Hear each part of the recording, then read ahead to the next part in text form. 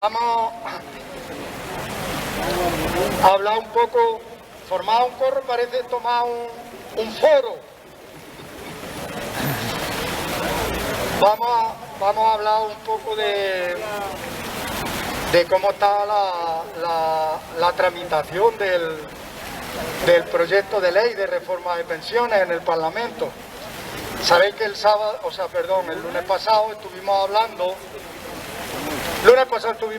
que en la comisión de Trabajo, Inclusión, Seguridad Social y todo, se estaba tratando el texto de la reforma de pensiones después del trámite parlamentario con las enmiendas que se le habían introducido. Y se procedió a votación, la votación salió mayoritaria, no sé si eran 21 votos a 15, da igual, vale. El resultado salió aprobado por mayoría, pero lo que no sabíamos, porque hasta último momento, ya lo comentamos aquí, hasta último momento estaban los grupos parlamentarios que habían presentado enmiendas, estaban transaccionando enmiendas a ver si llegaban a acuerdos para ir buscando los apoyos, porque en un principio no tenía todos los apoyos. Había grupos parlamentarios que no daban su apoyo al texto del proyecto de ley tal y como se había concebido tal y como se había introducido en el Parlamento con el texto primigenio. El texto primigenio se introdujo después de negociar la reforma de pensiones, el gobierno y los agentes sociales, y se introdujo en septiembre. Pues bien, ya tenemos conocimiento, aunque no pleno, pero sí tenemos conocimiento de cómo ha quedado. Ha sufrido enmiendas con respecto a cómo se metió en septiembre. Creo, analizando, que todas las enmiendas lo mejoran. Pero aún así hay que decir que el texto ha salido con parte de lo que llevaba, que aquí habíamos hablado, que supone retrocesos y recortes. O sea, hay partes que no han enmendado y con las que ha salido. Por citar el ejemplo, el de profundizar, consolidar los retrocesos y los recortes que supusieron en 2011 el aumento de años de cotización y sobre todo el aumento de años en la jubilación de 65 a 67, este texto, como decimos, incluso profundiza penalizando jubilaciones anticipadas y profundiza llevándolo hasta 68, 69 voluntariamente la jubilación, abriendo un campo y un abanico muy grande para jubilación activa sobre todo de trabajadores autónomos, que se pueda ejercer la actividad pero también cobrar a la vez la pensión. Todo eso va en detrimento, lo hemos hablado muchas veces, del empleo juvenil, del acceso de la gente joven al mercado laboral, del acceso a unos salarios, una vida digna, una cotización para empezar su vida laboral. Sale con otra cuestión que en un principio parecía que el movimiento pensionista logró parar, que el movimiento pensionista ha conseguido durante 3 o 4 años, y es el mantenimiento del poder adquisitivo de las pensiones. Es más, este proyecto de ley se llama Proyecto de Ley para garantizar el mantenimiento del poder adquisitivo de las pensiones, no sé qué, es un texto largo, pero este es el proyecto de ley para eso. Y esta mañana mismo, sabíais que habíamos hablado aquí varias veces de cómo iba ya el índice de precios al consumo acumulado, cómo iba en unos niveles altísimos, y decíamos, bueno, pues esta tendencia veremos a ver cuando acabe noviembre. Esta mañana mismo el Instituto Nacional de Estadística ha dado ya el índice adelantado de noviembre, que es con el que, según el proyecto de ley, cierran el año. Entonces, lo que en un principio parecía, incluso cuando esto se negoció, que fue el 1 de julio, parecía que ya se iba a introducir por fin la revalorización automática sin que estuviera sometido a que todos los años en los presupuestos generales del Estado, a base de presiones o de lo que fuera, o por la misma voluntad de los gobiernos, pero lo tuvieran que introducir la subida cada año, porque no se había derogado lo que había metido en la reforma de 2013 del gobierno del Partido Popular, ¿vale? Se derogó parecía en julio, no teníamos una visión global de lo que pasaba, pero se ha introducido la revalorización automática con el IPC medio, en lugar de ser con el IPC acumulado como siempre. Hoy, pasado el tiempo, vemos que la realidad va a consolidar, o sea, se va a materializar en este año una pérdida de poder adquisitivo, entonces no cumple con la misión del poder adquisitivo.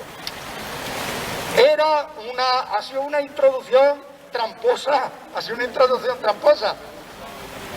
En lugar de hacerlo como siempre con el IPC acumulado, o hacerlo con el IPC medio, resulta que con los datos que tenemos, que esos datos, es cierto, el que haga un poco seguimiento de cómo funcionan las cuestiones estas de economía, hasta dentro de un mes o así, no dicen los definitivos, porque puede sufrir fluctuaciones, pero muchas veces la fluctuación es de una décima o algo. ¿Cómo está a día de hoy el IPC acumulado? El IPC acumulado está en el 5,6%. Luego, sobre el año 2011, para no perder poder adquisitivo, como las pensiones subieron en enero el 0,9%, pues ahora tendría que haber una compensación por la diferencia entre el 0,9 y el 5,6, o sea, el 4,7%. Y esa cantidad, además, introducirla en lo que es la base de las pensiones, de forma que quede consolidada, para que no suponga pérdida de poder adquisitivo. ¿Qué resulta con la nueva fórmula, con la fórmula del IPC medio? Pues resulta que el IPC medio, si bien estaba el IPC acumulado en el 5,6%, el IPC medio está en el 2,6%. Ya digo, puede sufrir alguna variación porque siempre ajusta el Instituto Nacional de Estadística y dentro de un mes así lo da el definitivo, pero la variación, si existe, va a ser una décima. Vale. El IPC medio está en el 2,6%. ¿Qué pasa ahora? La diferencia entre el 0,9 y el 2,6%, habrá una revisión porque había una desviación del 1,7%. Entonces lo que se llamaba la paguilla, se recibirá una paguilla del 1,7%, y lo que se consolidará en la base reguladora, en la base de las pensiones, será ese 1,7%. Lo que decimos, se materializa una pérdida de poder adquisitivo de un 3%. Ha sido una subida engañosa. Viene otra cuestión, no me quiero meter en muchas cuestiones técnicas, porque esas cuestiones técnicas, primero, no las conozco a fondo, pero además son difíciles de comprender o de explicar, si no se hacen con números y con una pizarra, un papel por delante. Hay otra cuestión. Las subidas con el IPC medio no quiere decir que el año que viene vaya a pasar lo mismo. Este año iba a pasar, y economía en el gobierno de España sabía que iba a pasar, porque veníamos de IPC negativos y estaba sufriendo una inflación grandísima y sabía que iba a pasar. Y sabía que de esta forma el recorte iba a ser. No quiere decir que para el año 2022 vaya a pasar ese desfase, ni el 2023, porque ya los IPC medios van calculados sobre el noviembre de este año, donde veníamos con una subida de un 0,8 por mes. Entonces, los IPC medios hay que hacerlo con números y no quiere decir. Pero este año sí hay una diferencia de un 3%, no se garantiza. Y no se garantiza en las pensiones mínimas y las no contributivas, pero es que para el año que viene lo previsto es que van a subir las pensiones el 2,6%, y en presupuestos generales del Estado, eso no es en la ley, eso no es por ley, en presupuestos generales del Estado se ha previsto para mínima y no contributiva un 3%. Fijaros que poco es, solo 4 décimas, pero fijaros además que como exista alguna desviación con respecto a la acumulada del IPC medio, resulta que las mínimas y no contributivas siguen sin subir considerablemente, algo considerable que inicie una senda para elevarla a algo y se vayan pareciendo cada vez más a un 60% del salario medio, como tenemos reivindicado, como creemos que sería una pensión que daría suficiencia para llevar una vida digna. ¿Que se puede hacer progresivamente? Sí, pero que con este camino no se inicia una senda en ese sentido. Fijaros que lo que sí ocurrió con el salario mínimo interprofesional ha sido una senda de subida considerable, que han hecho que el salario mínimo interprofesional, que estaba hace poco a 735 euros, esté hoy a 965 euros, pues debería ser una senda que se iniciara con las pensiones mínimas y no contributivas. Por este camino no, eso debe de cambiar. Entonces, son dos cuestiones con las que sigue saliendo el proyecto de ley, dos cuestiones negativas, dos cuestiones por las que hay que seguir trabajando y por las que hay que seguir luchando. Cuestiones positivas que se han introducido. Me voy ahora al lado positivo para que no nos deprimamos. Cuestiones positivas. Ni por un asomo, ni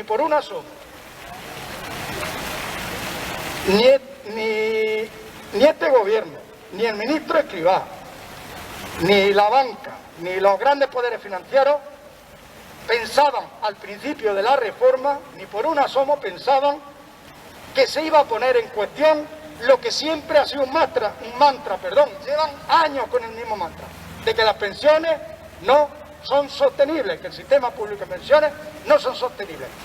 Pues fijaros en una cosa, hemos conseguido que por lo menos se introduzca la duda, se introduzca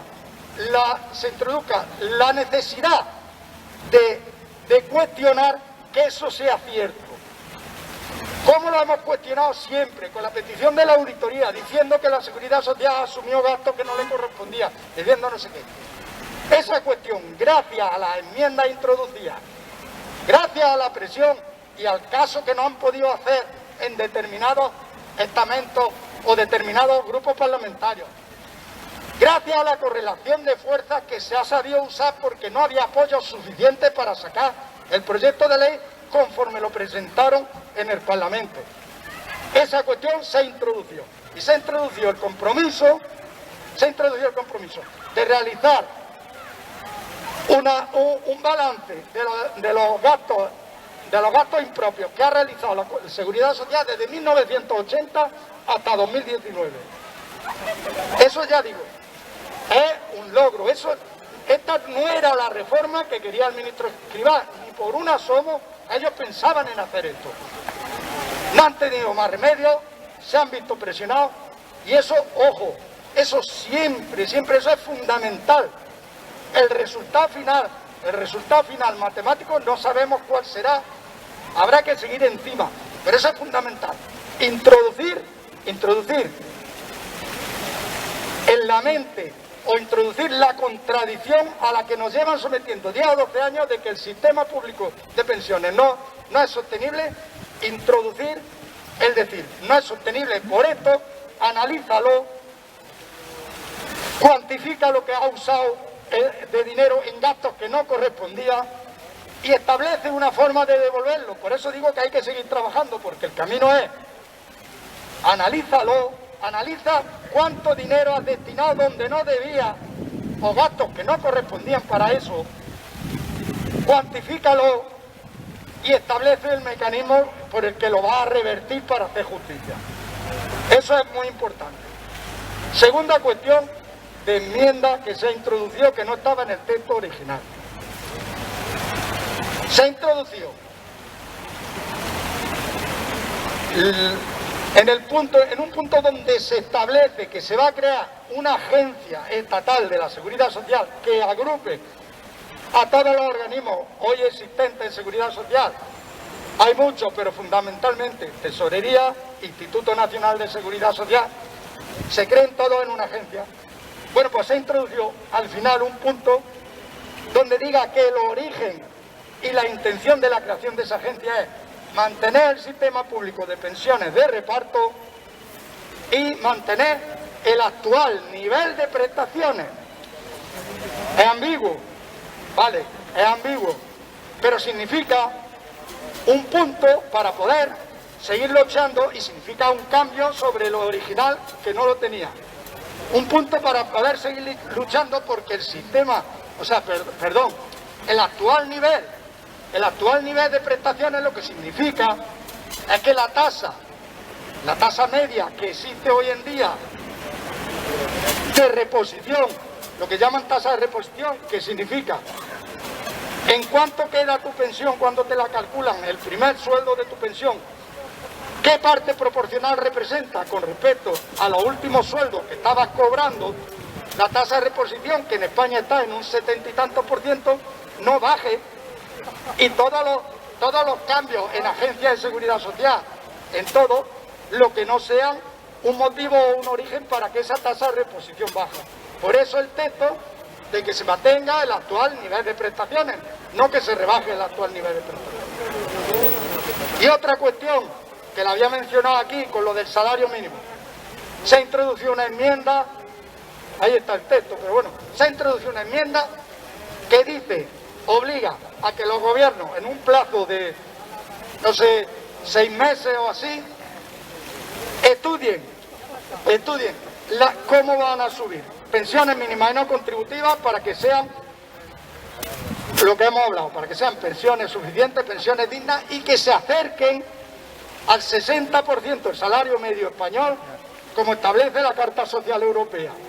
Entonces, se ha introducido, eso no estaba, eso es el único camino por el cual las pensiones mínimas pueden elevarse considerablemente si seguimos, como habíamos mencionado antes, por el camino este de elevarla a un 3% y la inflación acaba en el 2,6%, no vamos a ningún sitio.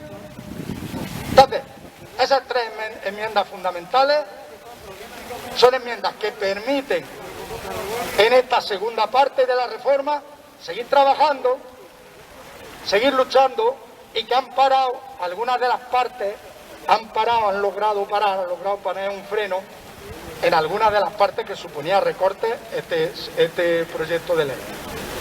Pero no nos engañemos, el proyecto de ley, ya lo he dicho, el proyecto de ley va a suponer en algunos aspectos consolidación de recortes y en otros aspectos recortes, o sea, pero es por valorarlo en su totalidad y valorarlo con rigor, no solo decir los aspectos que tiene de negativo y decir también los aspectos que tiene de positivo, y decir que hay motivos para seguir luchando y sobre todo habrá que ver lo del IPC real o el IPC acumulado o el IPC medio. Eso habrá que ver cómo queda, eso habrá que ver las repercusiones que tiene, porque no se puede consentir que digan que las pensiones van a mantener el poder adquisitivo cuando este año van a perder un 3%. Eso no se puede quedar así, no podemos consentir que eso se quede así. Eso hay que denunciarlo y eso tiene que cambiar. Eso no se puede quedar así. Bueno, eso era todo lo que hay. Bueno, decir otra cosa por hablar del trámite. Ha sido aprobado en comisión, pasa al Pleno el día 2 de diciembre. El día 2 de diciembre pasa al Pleno a votarse. Se supone que si ya los grupos parlamentarios han acordado enmiendas en la comisión, se supone que será sin cambio, pero hasta que no salga aprobado el día 2 de diciembre, no sabemos cómo saldrá. El texto que en teoría van a votar es ese, está en el boletín oficial de las Cortes Generales, se puede ver. El texto que van a votar el día 2 es ese. Y a partir de ahí se comenzará. También decíamos, muchas veces lo hemos dicho, esta reforma de pensiones el gobierno la ha trofeado. Y esto es simplemente la primera parte, la primera pata de la reforma de pensiones. Tenemos la segunda parte, que es trabajar por todo esto que hemos dicho que no recoge, pero la segunda parte, los dos aspectos más importantes es la insinuación del posible aumento de 25 a 35 años en los cálculos para la pensión inicial, con lo que supone y con lo que supondría directamente de media una rebaja de pensiones muy elevada, y la creación de los fondos de privados de empresas, pero a través del Estado, creación de un superfondo desde el Estado, donde acoge a los fondos privados el peligro del principio de la privatización de una parte de las cotizaciones, privatizarla a través de negociación colectiva, a través de empresas, de las empresas que creen, que no lo creen, de un fondo que sea mejor, de empresas más potentes, de empresas menos potentes. Todo eso queda pendiente. Ahora, si queréis, lo seguimos hablando. Eso por un lado. Por otro lado, quería decir una cosa, déjale si acaso, el compañero José Valentín tenía una inquietud de que organicemos también cuestiones, como sabéis que aquí hemos organizado otras veces, cuestiones que como personas mayores y como ciudadanos nos pueden interesar, información que nos puede interesar. Entonces se ha encargado, si quiere dilo aquí, él tenía inquietud de que habláramos del testamento vital y las situaciones que se pueden crear en grados extremos al final de la vida y cómo resolver algunos problemas graves que se crean y que se han creado por falta de cobertura en la ley o por falta de aplicación correcta a la ley. Entonces se ha encargado de organizar, de buscar una persona informada, muy informada, que nos informe, y lo que vamos a hacer el día 2 de diciembre, jueves, en la Casa de la Cultura, en la segunda planta, en el Salón de Actos, una charla sobre testamento vital, que os explique cómo lo tiene concebido, a quién ha avisado y todo.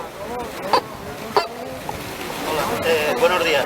Bueno, lo primero que no lo he organizado yo, que ha hecho mucho más Ildefonso, que es el que ha buscado la sala, el que hemos estado, ¿no? El asunto del testamento vital, como sabéis, se acaba de aprobar una ley, la Ley Orgánica de Aprobación del Derecho a la Eutanasia. Lo que pasa que esa ley, independientemente de las limitaciones que tiene, para ponerse en marcha es necesario que todos hagamos lo que es el testamento vital, que es una hoja que se registra, es un testamento que se registra en las comunidades autónomas, que generalmente se hace en los hospitales o se puede hacer en los ambulatorios que habilitan, que tienen un servicio para hacerlo, y entonces ahí hay que decir pues qué cosas quieres que pasen cuando tú estés en una situación de daño irreversible y muy grave, que es pues cuando estás en la fase final de un Alzheimer, cuando tienes una parálisis total que solo puede mover los ojos o cuestiones de ese tipo. Es duro hablar de esto, pero es importantísimo que en esas circunstancias prevalezca nuestra voluntad en lugar de lo que quiera el médico de turno, y esa voluntad la debes de expresar antes, cuando eres consciente, diciendo yo quiero esto, yo quiero esto, yo quiero esto, ¿no? Que eso es el testamento vital. Entonces va a venir un compañero de Granada, aunque él es de Úbeda y tiene muchas relaciones en Úbeda, pero ahora está de Córdoba, perdón, ahora está en Córdoba, de una asociación que se llama Asociación DMD, Derecho a Morir Dignamente, que es la asociación donde estuvo el doctor Montes, que os acordáis de Leganés, que le echaron del hospital por hacer sedaciones, ¿no? Simplemente por eso. Entonces esa asociación difunde cómo se hace ese testamento vital, porque a veces tiene, no sé si trucos a mala leche o no, pero tiene determinadas cosas. Por ejemplo, yo recuerdo cuando lo hice que había abajo una pregunta que tú podías decir, sí, esto lo quiero, que era, ¿quiere usted que los médicos hagan todo lo posible por mantenerla usted con vida? Claro, si dices que sí, pues es como si no hubiera hecho nada, porque los médicos te van a mantener hasta el final todo lo que puedan. Por lo tanto, eso es. Entonces esa crucecita, si la haces, es casi como si no hicieras testamento vital. Y es muy importante, porque eso, el tener testamento vital, mirad, hace 2 años ha muerto un amigo mío, un camarada queridísimo, porque le dio un ictus. Prácticamente se quedó inconsciente, paralizado, no hablaba, no veía, y afortunadamente tenía testamento vital, y entonces su mujer pudo exigir a los médicos, oye, desconéctenle ustedes el aparato. Si no, él hubiera podido estar allí para dolor suyo y para dolor de su familia, pues ni se sabe. Ya sabéis que a veces con esos aparatos se aguanta indefinidamente. Por lo tanto, muy importante tener ese testamento hecho, también porque además arregla muchas veces los problemas que tenemos con los hijos, que es que hay un hijo que dice sí, se hace esto, otro dice que no. Lo importante es, no, la voluntad de papá o la voluntad de mi marido o la voluntad de lo que sea es esta. Y de ahí la importancia que hagáis eso. Entonces, Lo que viene el jueves es un compañero de esta asociación a explicarnos estas cosas mejor que yo la verdad es que no sé mucho, y sobre todo a decirnos pues cómo se practica en Andalucía, porque como en cada comunidad autónoma es distinta, pues en cada sitio hay el formulario se hace de una forma, se hace con unas cruces o sin unas cruces, y eso es importante que podáis asistir los que podáis, y digo podáis porque solo hay un número reducido de plazas por los temas de COVID, ¿no? Y bueno, nada más, como ha dicho Ildefonso, es el jueves, el día 2, a las 6:30 de la tarde. ¿Quién? Gabriel Sánchez de la pelota, de yo, ¿cómo se llama la persona que viene? Te digo porque seguro algunos le conocéis de Úbeda. Y nada más, muchas gracias. He conocido de nuestros compañeros de Úbeda, han tenido a mitad de jóvenes y ha sido compañero de ellos. Se llama Gabriel Sánchez Bellón, el ponente que va a venir a hablarnos de eso. Lo único es decir que nos han puesto un problema que todavía existe. Hasta hace poco no se podían hacer actos, pero todavía existen protocolos COVID y entonces el aforo es reducido y se podrá entrar hasta completar el aforo. Recuerdo de nuevo, el jueves, día 2 de diciembre, a las 6:30, en la Casa de la Cultura, la segunda planta, el Salón de Actos. Una charla sobre el testamento vital y el derecho a morir dignamente. Nos explicarán, como dice José Valentín, y además ampliará este hombre, como experto que es, ampliará y nos informará bien, nos formará y creo que es importante para todo el que esté y todos los que estén interesados. Otra cuestión que teníamos, y ahora ya dejo la palabra a quien quiera hablar. Otra cuestión que teníamos. La lotería se está acabando el plazo, tenía ahí apuntado, algunos tenían ya apuntado, pero todavía no la ha recogido. Que sepáis que Juan la tiene reservada ahí, que le paguéis y que la retiréis. Y aún así, aún queda alguna, aparte de la que había apuntado. No, Juan, confírmamelo. Queda también, aparte de los que la tenían apuntada, quedan 6 décimos. El que quiera, se lo pide a Juan. Recordamos que es una lotería hecha por el Movimiento Andaluz de Pensiones, que se cobra 22 euros, 2 euros son de donativo, 1 se va al Movimiento Andaluz para los pocos gastos que tiene, pero algunos gastos hay, y otro euro se queda a la plataforma para lo mismo, para los gastos que tenga. Ese es el reparto de la lotería. Y bueno, dejo ya intervenciones, que no dejamos hablar a nadie, hablamos todos nosotros.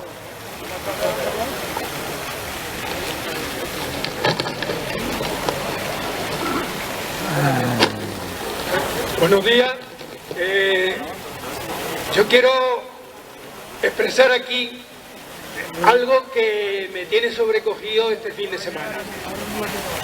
Como ciudadano de Linares, me he acordado perfectamente durante todo este fin de semana lo que vivimos hace unos meses aquí en Linares, como un ciudadano corriente, probablemente más digno que muchos miembros de los servicios de orden público, eran apaleados, él y su propia hija. Este fin de semana hemos tenido que aguantar que una parte de esta derecha montará se haya manifestado en contra de una reforma que se va a hacer en el Parlamento. Una reforma que viene además obligada por Europa, porque la ley Mordaza es impresentable y ha tenido reparos acá y en el otro sitio. No se puede aguantar que personas que dicen que luchan por la libertad, digan que una minoría, que es el gobierno, que tiene mayoría en las Cortes, quiera quitarnos la libertad a los ciudadanos. ¿Qué libertad habla? Esa libertad que le ha permitido que un policía por sí mismo tenga más veracidad que la víctima.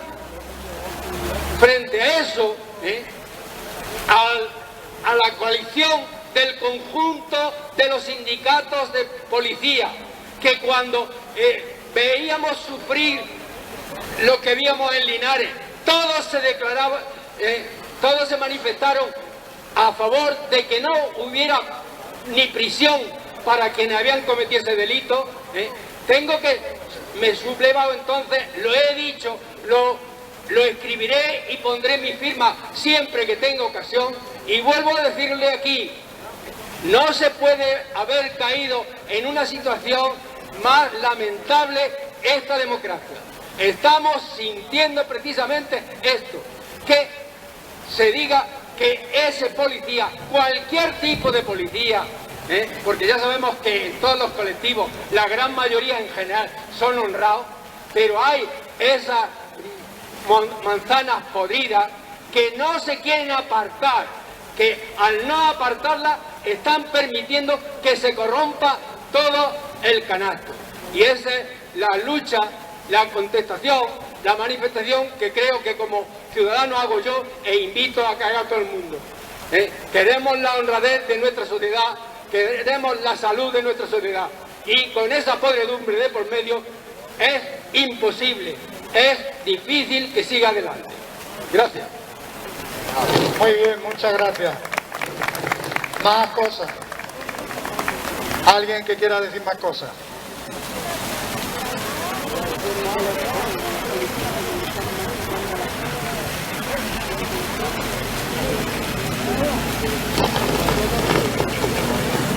Yo solo quiero hacer una sugerencia, una petición directa a Luis, que es que lo mismo que hace aquí en nuestras concentraciones, pues que grabe el acto y se cuelgue en Facebook, ya que no todo el mundo podrá ir a grabarlo, ¿no? Y también, bueno, como buen amigo que soy de Gabriel Sánchez Bellón, pues decir que es una persona muy comprometida, muy implicada desde siempre, y que, bueno, va a ser un gozo escucharlo, porque aparte de que él es docente y es profesional de aclarar las cosas, pues seguro que nos enteraremos de muchos detalles que no conocemos, nada más.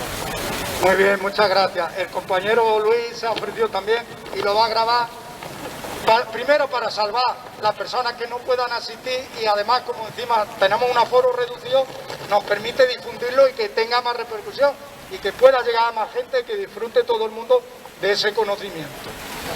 Si no le pasa ninguna cosa, el compañero Luis lo va a grabar. ¿Alguna cosa más? Espera, José, iba a decir una cosilla. Teníamos también otra cuestión que hemos tenido pendiente esta semana, que se quedó aplazada, que no nos afecta directamente, pero sí nos interpela como trabajadores que somos y hemos sido todos, y como ciudadanos y parte del pueblo. ¿Sabéis la movilización tan grande que ha habido en el sector del metal de Cádiz? Y lo entrelazo con lo mismo de nosotros, de mantener el poder adquisitivo. Resulta que llevamos desde pongo un poco el foco en la situación actual de las cada vez más empobrecidas y más desfavorecidas clases populares. Podemos poner el foco, si queremos, donde queramos, pero desde la última crisis, desde la crisis financiera de 2008-2010, resulta que han aumentado muchísimo las rentas del capital, han aumentado el número de personas que tienen más, y han aumentado muchísimo también y ha disminuido las rentas del trabajo y de los trabajadores. En definitiva, se ha abierto una brecha mucho más grande de desigualdad. Lo que pasó en Cádiz venía a ser lo mismo, venía a ser gente que viene sufriendo desde todo ese tiempo, viene sufriendo recortes, precarización en su empleo, trabajos que realizan y no se les pagan, horas extras que no se pagan, precarización de todo tipo. Y estallaron porque precisamente yo creo, esto es mi opinión, que el detonante es la inflación tan grande que va este año, y resulta que ven que cada vez pierden más poder adquisitivo.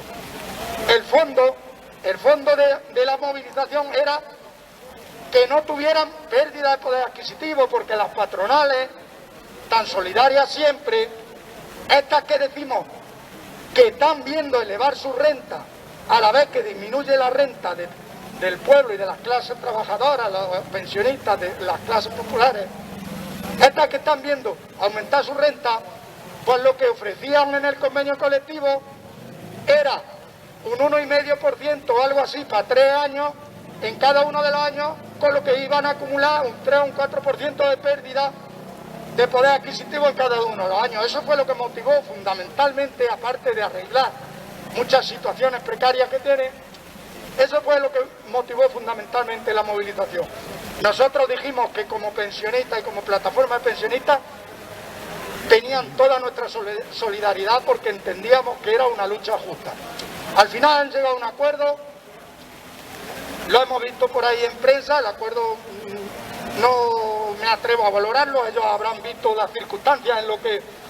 Pero en definitiva lo que viene más o menos es a mantener el poder adquisitivo. Han conseguido por lo menos, que bien recuperando el 80% de la desviación que he visto por ahí, luego al final del convenio hacer una revisión global y si ha habido pérdida compensarlo. Lo que viene es por lo menos a mantener el poder adquisitivo y a crear una comisión que estudie las situaciones de contratos precarios y de todo, que haga un seguimiento de todo eso. Lo único es decir que como mostramos la solidaridad, también nos alegramos de que por lo menos la tendencia con la lucha, con el apoyo de la gente, con el apoyo de su gente, de su pueblo, se puede conseguir mejorar las condiciones. Lo mismo que nosotros, como pensionistas, cuando nos planteamos alguna reivindicación, si estuviéramos más, hubiéramos conseguido más cosas y hubiéramos conseguido que el proyecto de ley hubiera salido mejor todavía. Por eso nos debe de convencer que con el apoyo, la solidaridad, el aunarnos unos a otros, eso nos da nuestra fuerza, y eso es lo que nos da nuestra fuerza, y con eso se puede conseguir unas mejores condiciones y unas condiciones dignas. Era lo que quería decir. Habla José. Sí, buenos días, compañeras, compañeros. De lo que habla aquí mi compañero Ildefonso, sí es verdad, y lo digo aquí, que por lo que estamos aquí luchando, es por nuestras pensiones, por las pensiones que van a venir, por las pensiones futuras y por todas las pensiones. Nosotros tenemos que seguir luchando, ya lo he dicho ya varias veces y lo sigo diciendo. Vamos a tener momentos muy malos, tenemos que unirnos todos tenemos que estar unidos. Pero aquí vamos a estar luchando, no vamos a ir por lo que ha dicho. Por el IPC es lo que vamos a seguir luchando y vamos a seguir peleando, porque para eso estamos aquí todos los lunes. Estamos luchando por nuestras pensiones adquisitivas, que no queramos que las pensiones tienen que ir por el IPC, la subida del IPC, y tenemos que seguir aquí luchando y seguir peleando por el IPC y por la reforma laboral, que la reforma laboral nos están haciendo polvo y nos está haciendo polvo a los trabajadores, y por todo esto tenemos que estar siempre juntos y siempre luchando por ello, por el IPC, y tenemos que estar aquí y seguir peleando y seguir luchando. No quiero que no, aquí estamos porque la plataforma de pensiones, para eso estamos aquí luchando. Vale, compañeros, porque gobierne que gobierne. Las pensiones se defienden. Gobierne que gobierne. Las pensiones se defienden. Bravo. Bueno, más cosas. Venga, ¿algún compañero que quiera algo? Bueno, otra cosa que antes que no se me olvide.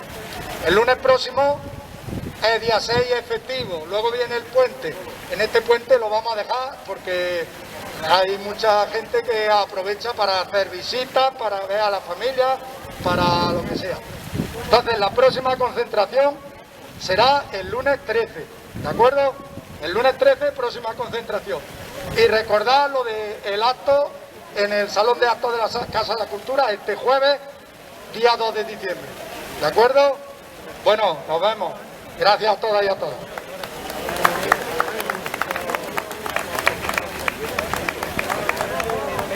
luchando, compañeros, compañeras. Hay que seguir luchando.